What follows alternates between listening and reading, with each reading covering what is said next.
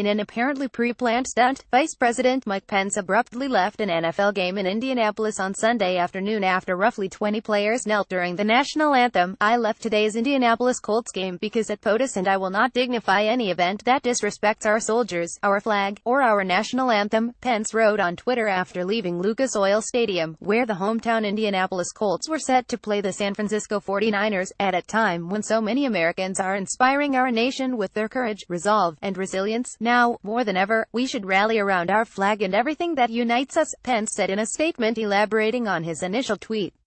"While everyone is entitled to their own opinions, I don't think it's too much to ask NFL players to respect the flag and our national anthem.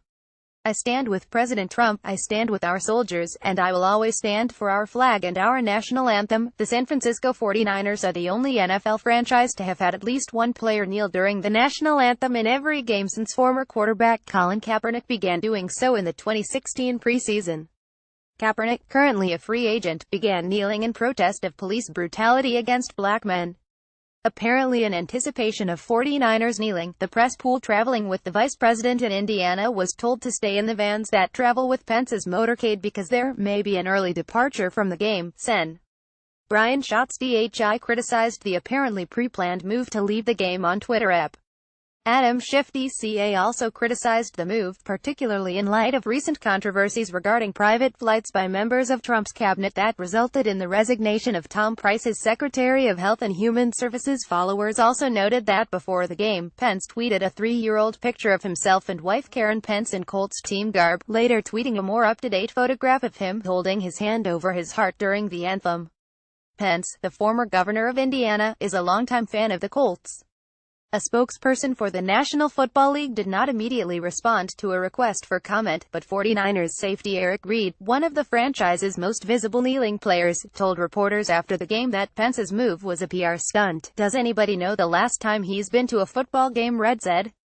With that being said, he tweeted out a 3-year-old photo of him at a Colts game. "So with the information I have, the last time he was at a Colts game was 3 years ago. So this looks like a PR stunt to me. He knew our team has had the most players protest. He knew that we were probably going to do it again. This is what systemic oppression looks like," Reid continued.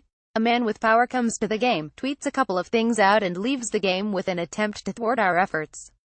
Based on the information I have, that's the assumption I've made. To me, this is bigger than football and it would be selfish on my part to look the other way," Kaepernick said after his first protest in 2016. "There are bodies in the street, and people getting paid leave and getting away with murder. You are now subscribed to the Daily Digest and cheat sheet. We will not share your email with anyone for any reason."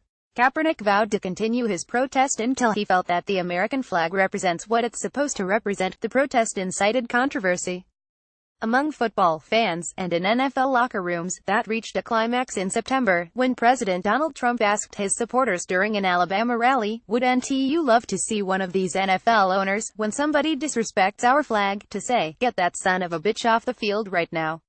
He's fired." Trump has since tweeted repeatedly on the subject, calling for a boycott of the NFL until players who kneel during the national anthem are benched.